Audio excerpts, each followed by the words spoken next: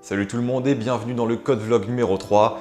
Et ce samedi, on se retrouve avec un épisode où malgré les insomnies, j'essaye quand même d'être productif. Dans le dernier épisode, on avait vu que j'avais pas fait grand chose, j'avais pas réussi à dormir correctement et au bon moment, ça fait que j'avais pas été productif, ça fait que j'avais quasiment rien fait à part jouer au jeu, voilà, ça n'avait pas progressé. Et ces derniers jours, même si j'ai encore fait un échec critique au niveau du sommeil, j'ai quand même réussi à être un minimum productif. Ça fait qu'avec toutes les connaissances que j'avais accumulées dans mes 2 jours où j'avais rien foutu, je me suis fait un fichier bloc-notes, un fichier Notepad++, avec tous les éléments qu'aurait besoin le clone de Bébétane pour fonctionner correctement. Donc il faudra une balle, il faudra un joueur, il faudra une classe Game Manager pour gérer les différents états, un Spawn Manager pour gérer le spawn des blocs et des bonus, ainsi de suite quoi. Et avec toutes ces infos, j'ai commencé à faire un diagramme de classe. Et puis soudainement, je me suis souvenu que ça me faisait chier les diagrammes de classe, mais genre à un point tellement puissant que je m'en vais, voilà, plus. Donc au lieu de progresser sur le diagramme de classe, j'ai pris mon fichier de notes et j'ai lancé directement Unity pour faire du prototypage. En fait, j'avais quelques trucs à tester et j'ai l'impression de faire plus de progrès quand j'ai Unity de lancer et que je code plutôt qu'en faisant des diagrammes. Donc déjà, je voulais tester le déplacement de la balle pour voir si je pouvais la faire se déplacer uniquement avec la physique d'Unity en fait. Parce que c'est quand même beaucoup plus pratique que de tout recoder soi-même, genre de vérifier si tu connes le mur là et que tu vas vers le haut mais que c'est un côté, est-ce que tu dois aller encore... C'est chiant, donc j'utilise la physique d'Unity et ça fonctionne plutôt bien. Ensuite, je voulais tester le lancer de balle. J'avais déjà fait un truc semblable dans un mini-projet que j'ai bien sûr jamais fini quand j'avais pas encore commencé cette chaîne YouTube, où basiquement quand tu cliques à un endroit, ça lance une balle là où tu as cliqué.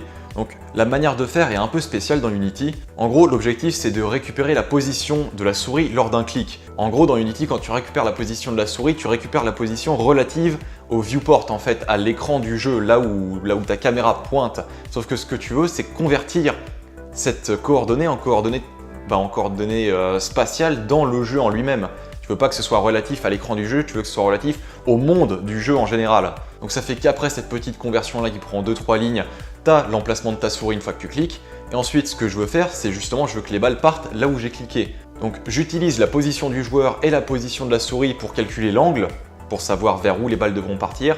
Et ensuite ça fait que je peux spawn les balles avec le bon angle et leur donner une force avec un add force tout simplement dans la bonne direction. Et puis voilà, les balles sont parties et puis rebondissent partout. Toujours au niveau du tir de balle, ce que je voulais tester ensuite, c'était le tir de balle à répétition. Dans Bébétane, quand tu as un certain nombre de balles, genre au-dessus de une, tu vises, tu tires et toutes les balles que tu as vont se tirer à la suite. Et ensuite, tu vas les récupérer et ensuite tu pourras retirer après l'animation de descente des blocs. Et je voulais déjà avoir ça. Et au début, j'ai un peu galéré, au final bêtement, parce que dans l'idée, c'est la même chose que dans l'atelier Shoot 'em Up que j'ai fait quand j'ai commencé le tutoriel en fait. C'est juste qu'au lieu de vérifier, genre est-ce que tu es toujours appuyé sur espace? Si oui, tu tires avec une vérification de ta cadence de tir par rapport au temps, qui permet de voir ça fait combien de temps que tu as tiré dernièrement et ainsi de suite.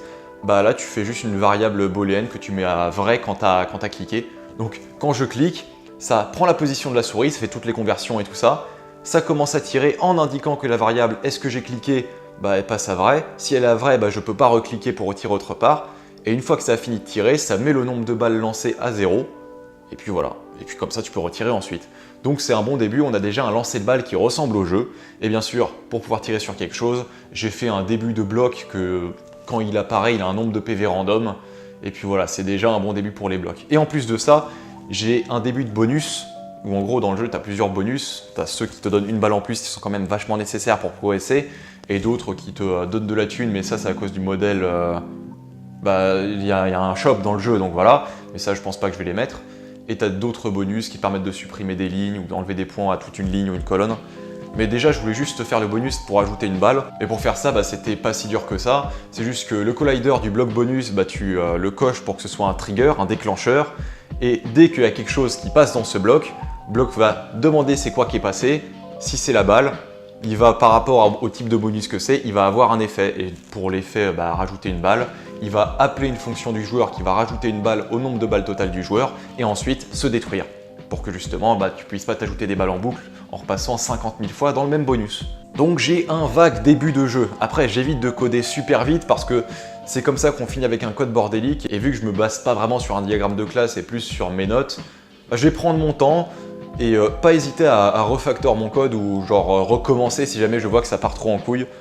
Parce que au final, je suis mieux comme ça plutôt que de me lancer dans quelque chose de bien préparé à l'avance Je préfère partir vers le chaos et améliorer ce chaos jusqu'à ce que ce soit mieux en fait. C'est ma manière de fonctionner qui n'est pas du tout effective, mais qui me plaît le plus et qui me fait le moins perdre de motivation en fait. Donc mon objectif pour les jours suivants, ça va être de gérer les différents états du jeu avec le Game Manager. Donc est-ce que le joueur a tiré? Oui. Est-ce qu'il a fini de tirer? Donc est-ce que les blocs peuvent descendre? Ça demande au Spawn Manager de faire spawn des trucs, ainsi de suite. Comme ça, tous les états du jeu seront gérés. Ça va déjà prendre un peu de temps, donc ça va être intéressant à faire. Je pense pas que ce soit... Il n'y a pas de truc impossible à faire dedans. Je pense que j'ai vraiment les connaissances pour pouvoir le faire. Faut juste que je... transforme mon cerveau suffisamment bien pour qu'il puisse comprendre de quelle manière le faire sans que le code parte en couille. Et ensuite, en faisant ce mini prototype, je me suis rendu compte que j'avais un élément du jeu, important quand même, sans solution pour l'instant. Dans BBTAN, les PV des blocs sont affichés dans les blocs.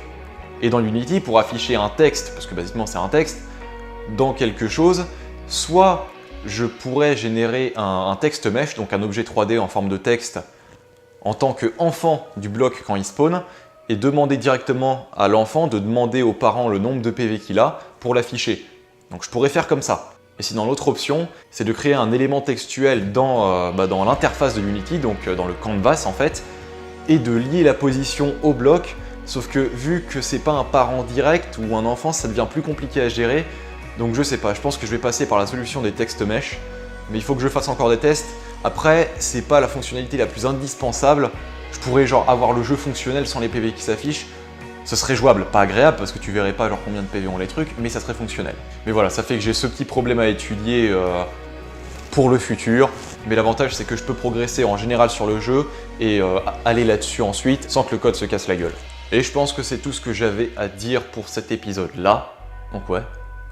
Merci à vous d'avoir regardé et merci à Maxime pour son shout-out dans sa dernière vidéo. Si vous venez grâce à lui, bienvenue. Et puis j'espère que ça vous plaira. Si ça vous plaît pas, faites des roulades. Mais bref, moi je vais vous laisser, j'ai tout dit. Le mot de la fin, frigo.